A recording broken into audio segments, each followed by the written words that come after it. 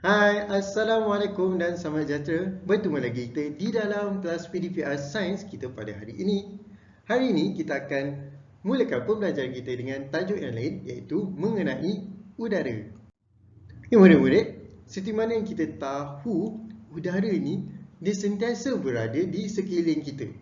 Maksud di sekeliling kita, di sekeliling kita lah. Dekat kawasan-kawasan sebelah kita. Itulah udara. Udara ini sentiasa berada di sekeliling kita. Tetapi, tahu tak murid-murid, udara juga boleh berada di mana? Dan juga apakah kandungan yang terdapat di dalam udara? Kita selalu dengar udara, tapi kita tahu tak dalam udara ni ada apa sebenarnya? Boleh tak kita ni hidup tanpa udara? Itulah yang kita akan belajar pada hari ini.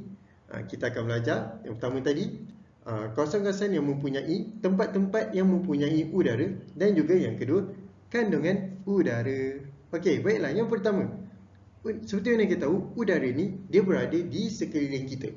Kat sekeliling kita lah. Okay. Tetapi, dekat mana lagi udara ni kita boleh jumpa?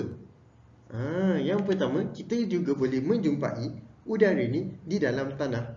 Di dalam tanah juga terdapat kehadiran udara. Selain daripada dalam tanah, di dalam air juga terdapat kehadiran udara. Maksudnya udara ni dekat mana? Udara ni di mana-mana saja. Atas tanah, di sekeliling kita, dalam tanah, di dalam air. Semuanya ada udara. Okey. Nampak tak? Itulah tiga tempat ni. Inilah tiga tempat di mana kita boleh menjumpai udara. Okey, apakah kandungan-kandungan udara? Pertama, oksigen. Kita selalu dengar perkataan gas oksigen. Okey. Kandungan udara terdiri daripada beberapa jenis gas. Yang pertama, kita ada gas oksigen. Apa kepentingan gas oksigen ni? Gas oksigen ni, apabila manusia dan juga haiwan tarik nafas, apabila kita bernafas, kita memerlukan gas oksigen. Kita akan tarik gas oksigen masuk ke dalam paru-paru kita ketika kita bernafas. Kalau tak ada oksigen, apa yang akan berlaku terhadap manusia dan juga haiwan? Sudah tentulah manusia dan haiwan, kalau tiada oksigen, kita akan matilah. Sebab kita tidak dapat bernafas. Kita memerlukan oksigen untuk bernafas. Kandungan yang kedua ialah gas karbon dioksida. Apa pula gas karbon dioksida ni? Gas karbon dioksida, apabila haiwan dan juga manusia kita hembus nafas, kita akan mengeluarkan gas karbon dioksida. Gas karbon dioksida ni dia akan keluar terkumpul di dalam kita punya udara kita, masuk dalam kita punya atmosfera kita, dalam udara kita lah. Dia akan bercampur dalam udara kita. Itulah gas karbon dioksida. Okay. Dan kandungan udara yang ketiga ialah udara juga terdiri daripada gas-gas lain seperti nitrogen, helium, hidrogen dan sebagainya. Dalam kandungan udara kita, semua gas yang saya sebutkan tadi, oksigen, karbon dioksida dan juga gas-gas lain ni, kandungannya tak sama. Ada gas yang lebih banyak kandungannya, ada gas yang lebih sikit kandungannya di dalam udara. Walau bagaimanapun, walaupun kandungan gas ni tak sama, tetapi semuanya cukup untuk membolehkan hidupan di atas muka bumi ni terus kekal hidup. Sebab benda-benda ni semua cukuplah untuk kita guna bernafas dan sebagainya. Benda hidup memerlukan udara untuk bernafas. Seperti mana yang telah diterangkan sebentar tadi, semua benda hidup termasuklah manusia, haiwan dan juga tumbuhan memerlukan udara untuk bernafas. Sekiranya tiada udara, ketiga-tiga hidupan ni akan mati. Okey, mari kita lihat haiwan dan manusia. Dalam gambar pertama ni, haiwan dan manusia, kita memerlukan udara untuk bernafas. Sebab di dalam udara ada kandungan gas apa tadi? Ada kandungan gas oksigen.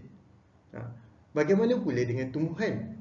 Tumbuhan memerlukan udara untuk hidup kerana di dalam udara kita terdapat kandungan gas karbon dioksida. Berbeza.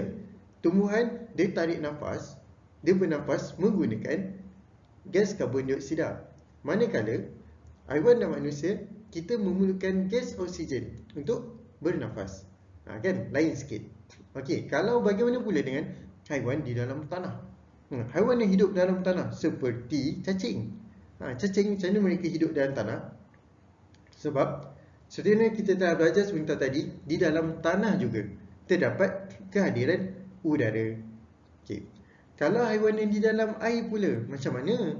Haiwan dalam air juga boleh bernafas, boleh hidup. Kehidupan dalam air boleh hidup dengan kehadiran udara di dalam air, seperti oksigen. Mereka memerlukan oksigen untuk bernafas.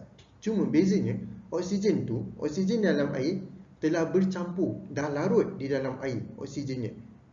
Jadi, hidupan di dalam laut, mereka memerlukan insang untuk bernafas. Untuk mendapatkan oksigen di dalam air itu, mereka memerlukan insang untuk bernafas. Kalau awak lihat, mak awak tengah siang ikan dekat dapur, kalau buka dia punya bahagian kepala kat belakang pipi dia kan, akan ada bahagian insang yang mak awak siang, mak awak buang. Itulah insang. Okay. Jadi sebab itulah kita tak boleh hidup dalam air ni. Sebab manusia ni kita tiada insang. Nak hidup dalam air boleh, tapi kita kena ada insang dululah.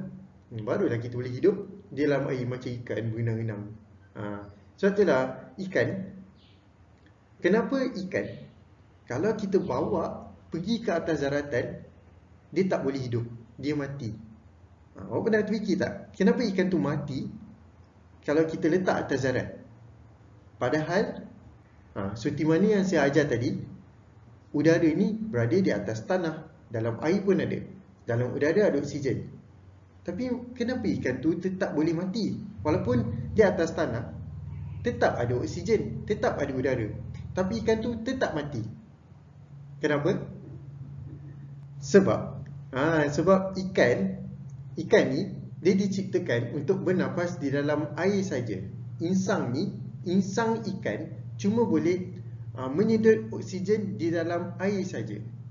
Tetapi bukan oksigen di dalam udara. Sama juga macam manusia. Kita ni hanya boleh bernafas, sedut oksigen dalam udara saja. Tetapi dalam air, kita tak boleh. Sebab kalau kita bernafas di dalam air, kita tarik nafas dalam air akan masuk dalam hidung, pergi ke paru-paru, paru-paru kita akan dipenuhi dengan air, lalu kita pun akan lemas. Nampak tak beza dia? Sebab itulah, walaupun hidupan-hidupan ni memerlukan oksigen, tetapi bergantung juga kepada hidupan tu, macam mana dia boleh bernafas. Tajuk pernafasan ni awak akan belajar dengan lebih lanjut masa darjah 4 nanti. Okey. Itu saja yang kita belajar pada hari ini. Baiklah murid, sekiranya terdapat sebarang persoalan, bolehlah hubungi saya untuk bertanya dan berbincang bersama-sama. Jumpa lagi pada sesi akan datang. Sekian, terima kasih. Bye.